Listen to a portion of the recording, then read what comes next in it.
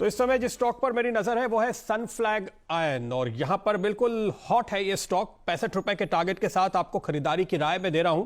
शुरुआती टारगेट है, मैं कहूंगा आगे फिर इसको रिवाइज करने के मौके हमें जरूर मिलेंगे। सिर्फ इसलिए मैं आपको रेफरेंस के तौर पे याद दिला दूं तो ये स्टॉक 100 रुपए के आसपास से करेक्ट हुआ है और उसके बाद अब आपको निचले स्तरों पे मिल रहा है। तो यहां पर जाहिर तौर पे रिस्क रिवॉर्ड रेशियो काफी बेहतरीन दिखाई देता है। चुनने की वजह, वैल्यूएशन देखिए 77 रुपए की बुक वैल्यू है, तो उससे बड़े अच्छे खासे डिस्काउंट पर अभी भी ये आपको ट्रेड कर रहा है। तो मैंने तो 65 का ही टारगेट रखा है, अगर मैं बुक वैल्यू का भी टारगेट रखूं तो उसमें 12 रुपए और जुड़ जाते हैं। इसलिए मैंने कहा कि यह भी काफी सस्ता है और यहां पर काफी शानदार मौके आपको नजर आएंगे। अच्छा, इसका टर्नओवर है 1500 करोड़ रुपए का पूरे साल का और मार्केट कैप है 770 करोड़ रुपए की, यानी अपने सेल से आधे मार्केट कैप पर यह स्टॉक आपको ट्रेड होता हुआ नजर आ रहा है। तो उस लिहाज से भी ये काफी अट्रैक्टिव दिखता है। मुझे सरप्राइज नहीं होगा अगर आपको यहां पर 20% का सर्किट लगता हुआ नजर आए। इसकी एक वजह है, देखिए ये मेटल कंपनी है। आप सोच रहे होंगे कि आज हम मेटल में स्टॉक की बात क्यों कर रहे हैं, खास तौर पे इसलिए क्योंकि ये जो पूरी सप्लाई करता है वो ऑटो और ऑटो एंसिलरी कंपनीज को करता है। तो आप ऑटो एंसिलरी में एक के बाद एक स्टॉक्स में बहुत अच्छी तेजी देख चुके हैं, ये पीछे रह गया है। तो जो स्टॉक पार्टिसिपेट नहीं कर पाया किसी स्टोरी में, उसको पकड़ने का मौका अगर आपको मिलता है तो शॉर्ट टर्म ट्रेडर्स के लिए भी एक अच्छा शानदार स्विंग ट्रेड बन जाता है और लॉन्ग टर्म ट्रेडर या इन्वेस्टर के लिए रिस्क रिवॉर्ड रेशियो बेहतर हो जाता है। तो इसलिए मैंने सनफ्लैग आयन आपके लिए चुना कि ऑटो और ऑटो एंसिलरी को ये मोटे तौर पे सप्लाई करते हैं Maruti, hero, general motor, TVS, Toyota, Bajaj, ये सब इनके क्लाइंट्स हैं। इतना ही नहीं, एक और सेक्टर जहां पे आप काफी तगड़ा मूव देख रहे हैं वो है रेलवेज, क्योंकि यहां एक के बाद एक पब्लिक प्राइवेट पार्टनरशिप की बात हो रही है। ये इंडियन रेलवेज को भी सप्लाई करते हैं। ध्यान रखिए, ये स्पेशल स्टील और एलॉयज बनाते हैं जिनका बहुत स्पेसिफिक ऑटो पार्ट्स में, कंपोनेंट्स में, इंजन्स में, मशीन्स में इस्तेमाल होता है, इसलिए इनके क्लाइंट्स भी बहुत स्पेशलाइज्ड हैं। लेकिन एक बात जो शायद आपने अब तक पढ़ी सुनी नहीं होगी वो ये है, आज एक बहुत ही अहम खबर आपको मिलने वाली है, वो ये कि सरकार अपने ऑर्डिनेंस फैक्ट्रीज को कॉर्पोरेटाइज करने वाली है।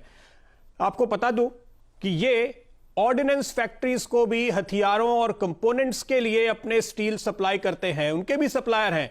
तो डिफेंस का भी एक शानदार ट्रिगर आपको यहां पर बनता हुआ नजर आ रहा है। तो जब मैंने ये सारी चीजें देखा तो मुझे लगा कि ये स्टॉक तो आज बिल्कुल सर्किट लगाने के काबिल है और इस स्टॉक में आज बहुत ही शानदार रिस्क रिवॉर्ड मिल रहा है। जब ये एक साथ 3-4 सिलेंडर फायर करता हो तो जाहिर है कि ऐसा मौका आपको हरगिज चूकना नहीं चाहिए। इसलिए मैंने आज सनफ्लैग आयन चुना है। मानव अपनी राय देंगे, उसके पहले मैं कुछ चीजें आपको और बता दूं। देखिए, जापान की डाइडो स्टील के साथ इनका टाइप है, तो ये नए प्रोडक्ट्स का डेवलपमेंट करने के लिए बिल्कुल इनको टेक्निक्स की कभी कोई दिक्कत नहीं होती, टेक्नोलॉजी की कभी कोई दिक्कत नहीं होती। ग्लोबली आप देखिए मेटल प्राइसेस जबरदस्त अप ट्रेंड में है, सरकार इंपोर्ट ड्यूटी के तौर पे सपोर्ट दे ही रही है, इसलिए यहां पर बिल्कुल कोई चिंता की बात नहीं है। और एक और आखिरी बात जो मैं जोड़ना चाहूंगा, पिछले 3-4 क्वार्टर का आंकड़ा मैंने देखा, प्रोमोटर्स ने अपनी हिस्सेदारी करीब 1.5% के आसपास बढ़ाई है। तो निचले स्तरों पे प्रोमोटर्स को भी यहां पर वैल्यू नजर आती है, हमें भी यहां पर वैल्यू दिखाई दी थी। करीब 30-35 रुपए के दायरे में मैंने 45 के शुरुआती टारगेट के साथ आपको खरीदारी की राय दी थी, वो टारगेट अचीव हो गए। हम इसको अपग्रेड कर रहे हैं 65 के टारगेट के लिए, और जो मैंने पूरी स्टोरी देखी और आपको पूरी रिसर्च बताई, मुझे लगता है कि फिर से हम इसको अपग्रेड करेंगे, 3 अंकों की तरफ जाएगा ये टारगेट देते हुए। लेकिन फिलहाल खरीदारी की राय आज बनती है आपकी पंड्या का फंडा में सनफ्लैग आयन पे। मानो बताइए क्या देख रहे हैं आप?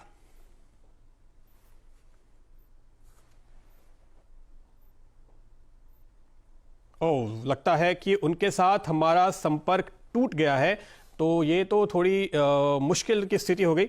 मेरे चार्ट भी स्क्रीन पे आना फिलहाल थोड़ा सा वक्त लगेगा। डायरेक्टर साहब एक काम कीजिए, आप इसके साल भर के चार्ट जरा कृपया स्क्रीन पर लेकर आइए, अगर मुमकिन हो तो कैंडल स्टिक वाले चार्ट लेकर आइएगा। मैं जो बात आपको बताना चाहता हूं कि आज यहां पर हमने एक शानदार ब्रेकआउट देखा है। दरअसल जनवरी के अपने लेवल्स के ऊपर यह स्टॉक निकलता हुआ नजर आ रहा है। तो ये एक खास अहम डेवलपमेंट जो हम यहां पर इस वक्त आपको हाईलाइट करना चाहते हैं, और जो मैं देख पा रहा हूं इस समय की स्थिति, तो मैं आपको बताऊं अप्रैल 2019 के बाद के ये हाईएस्ट लेवल है। तो 52 वीक हाईज नए बनते हुए नजर आ रहे हैं। साल 2020 के जो पिछले हाईज थे उसके ऊपर आपको एक ब्रेकआउट मिला है। टेक्निकली अगर आप इसको फॉलो करना चाहें तो आप इसको इस लिहाज से देख सकते हैं। लेकिन इसमें जो करेक्शन शुरू हुआ था वो तो 100 रुपए के लेवल से हुआ था, जो मार्च 2018 में हमने देखा था। तो लंबी अवधि के लिहाज से ये बॉटम बनाने का एक कंफर्मेशन दरअसल आपके सामने इस वक्त नजर आ रहा है। चलिए।